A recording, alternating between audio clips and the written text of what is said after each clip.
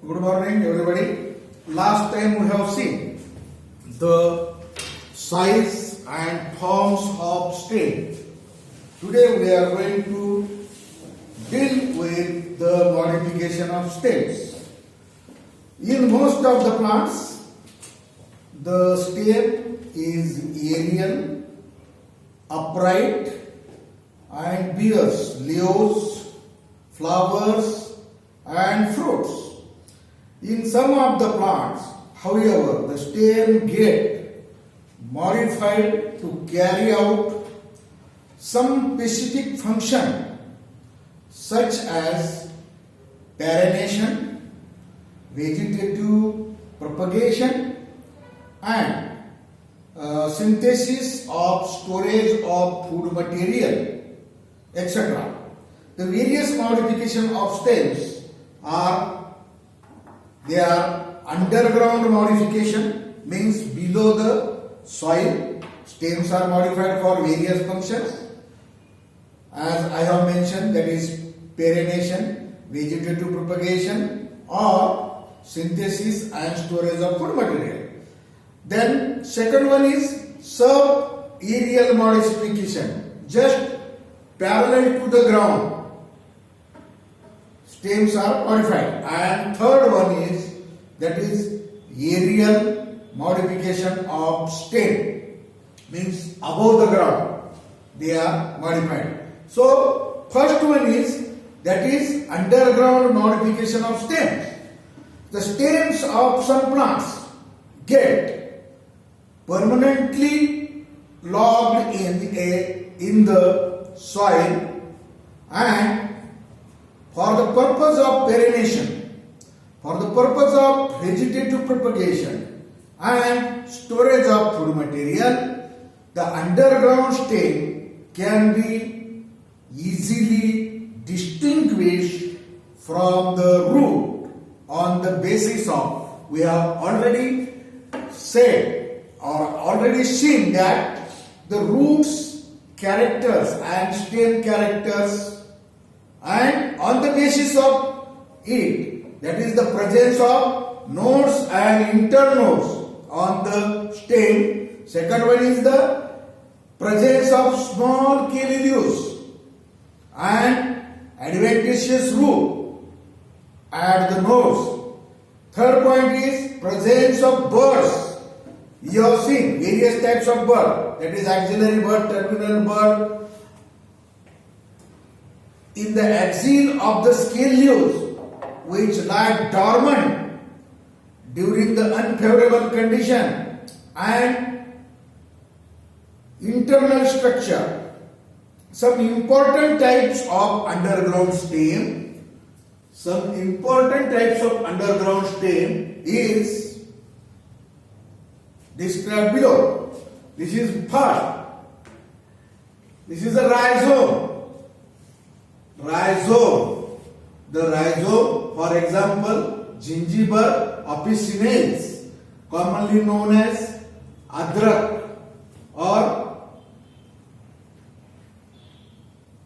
the Gingiber, adrak,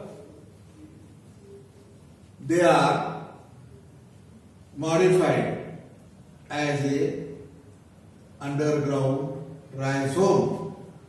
Or another example is Curcuma longa, that is known as turmeric or haldi. So on the rhizomes is made up of some nodes and internodes. There are several burrs, then scars of last year shoots. These are the nodes and internodes. Scaly leaves are there, and some adventitious roots are there. So these are the burrs, internodes. The nodes are present, and these are the adventitious roots. So the rhizome is a thick, prostrate, and branched stem growing horizontally beneath the soil surface. It has distinct nodes and internodes. The nodes bear a small scale leaves with buds in their, as shown in figure.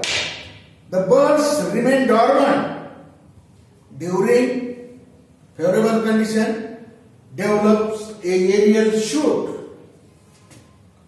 The lower surface of the nodes gives rise a small, slender, adventitious root.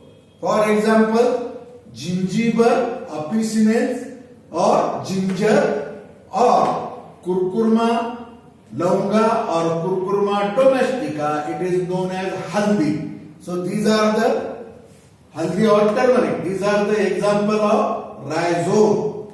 It is modified for vegetative propagation and storage of food material.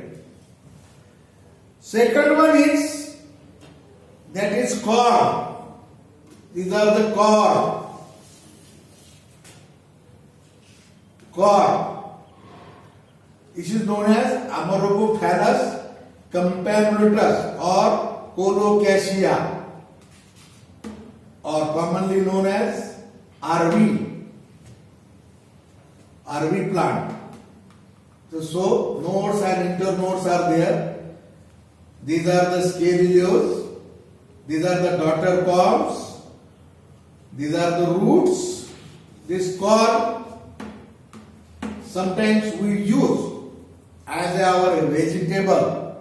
So the corm is a condensed form of rhizome growing vertically, not horizontally like turmeric or gingiber, turmeric or gingiber. So this is a grow horizontally down to the soil. It is a spherical, oval in shape and branched. Internodes are usually reduced to one or more axillary buds. More or axillary buds are there. The presence of axil of some scaly leaves. In the axil of there, some scaly leaves are there. Some of these buds grow into a daughter corm. These are the daughter corm. Corm bears adventitious root. These are the adventitious root at their basal or throughout the surface. Example is corpus or colocasia saffron, or it is commonly known as sulan kand. We eat vegetable, or it is known as arvi. So these are the corm. These are the modification of stem for storage of food material as well as vegetative propagation. Third one is tuber, stem tuber. The botanical name of stem tuber is Solanum tuberosum. This is the plant of Solanum tuberosum, commonly known as potato. So these are the stem, and on the stem, some stems are stem branches modified into a tuberous like structure. So it has not a definite structure. So on the tuber there are several buds that are known as eye buds. The eye buds are there. These are the apex, and scores of kili leaves are there.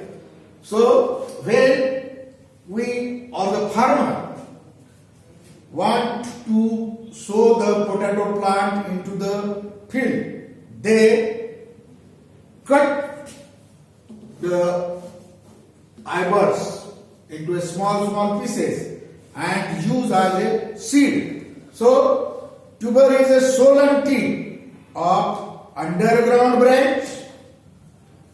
This branch arise from the axil of leaf on the main stem. The growth of these branches is retarded Hence, the tip becomes somewhat swollen.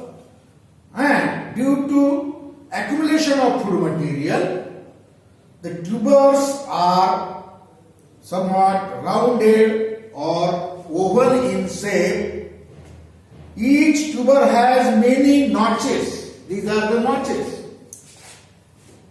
on the surface of it called eyes. These are in fact axillary buds which grow into a new plants during favorable condition. Unlike other underground stem, tuber do not give adventitious roots. For example, Solanum tuberosum, or it is known as potato. And fourth modification is bulb.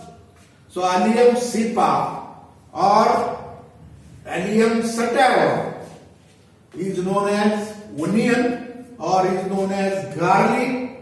So this is the modification of stem. Here is stem. The stem somewhat become condensed and there is a formation of root. And this bulb, this tunic bulb. So this is the axillary bud here. And this is the dish. And for that dish, a fleshy scaly leaves are developed and these are the adventitious root. These are known as fibrous roots and these are the scale and single one scale. This is the scape. Single one is known as clove. So the bulb is a modification of, this is two types, that is tunicated bulb and imbricated bulb, means free from each other.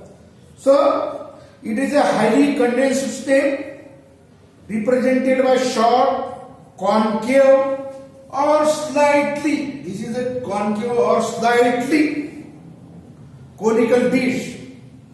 On its upper surface are presence of large number of fleshy scaly leaves surrounded a terminal bud at the center of the dish. A few scales, leaves bear buds in their axil. The fleshy leaves of the bud storage food in the form of carbohydrate. A few outer leaves which become dry and scaly and protective in function. The large number of adventitious roots arises below the surface. The most common example is Allium cepa, commonly known as onion. Then another Allium sativa, it is known as garlic. Then another example is Polyanthus, commonly known as tuberose, or it is known as nishigandha. So this is all about the modification of underground stem. Now we will see the next point